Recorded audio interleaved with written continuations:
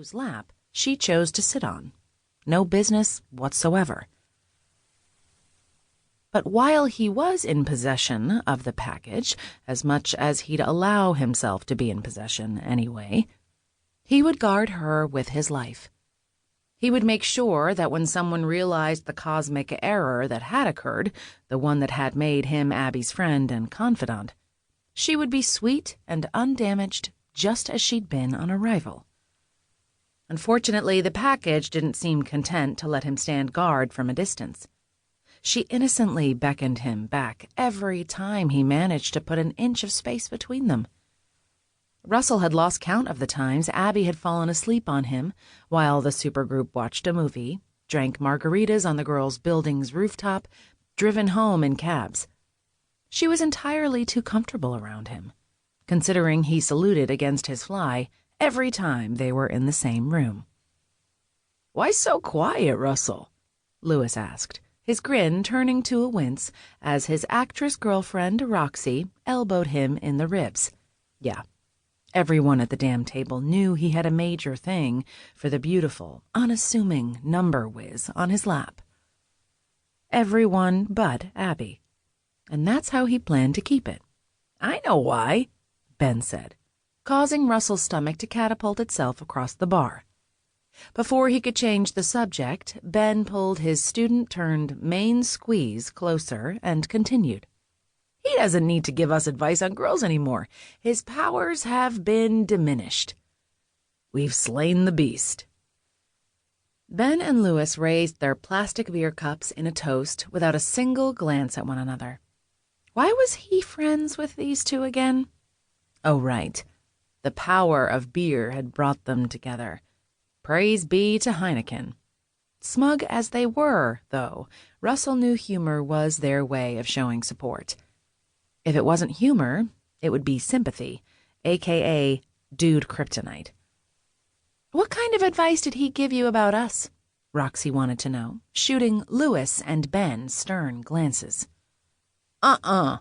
Russell shook his head. "I'm calling bro confidentiality on you both. That includes pillow talk and supersedes any and all forms of sexual coercion."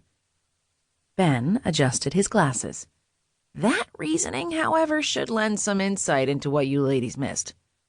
Honey leaned across the table and patted Russell's arm. "It all worked out in the end, big guy. Who knows? You might have had something to do with it after all." Russell opened his mouth to respond, but whatever he planned to say withered in its inception because Abby spun in his lap again, sending the world around him into slow motion.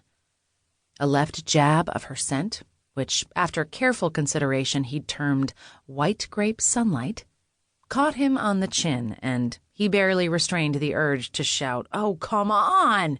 at the top of his lungs. Her big hazel eyes were indignant on his behalf, mouth pursed in a way that shouldn't have been sexy, but damn well was. She'd snapped her spine straight, hip bumping his erection in the process. "Please, almighty God, just kill me now." "Russell gives great advice," Abby protested, and Russell would have smiled if he hadn't been busy earning his master's degree in boner-soothing meditation. She really had no idea her outrage only made her sweeter because it looked so unnatural on her. "Remember the man on the first floor of our building? The one who used to clear his throat loudly every time we walked by?" She waited for Honey and Roxy to nod. "Russell told me the next time it happened, I should just shout 'trouble' at his door. I did, and it hasn't happened since." When Lewis and Ben started laughing into their beers, Russell flipped them off behind Abby's back. What his friends knew that Abby didn't? As soon as she told him the problem, he'd paid a visit to their downstairs neighbor and explained that trouble would find him if he so much as breathed in Abby or any of her roommates' direction again. Hence the single words being so effective. Russell was trouble. But as Abby turned a bright, encouraging smile on him, swelling his heart like an inflating balloon, he recognized that his brand of trouble had nothing on Abby's. She didn't even know how dangerous she was to his health. Because while Abby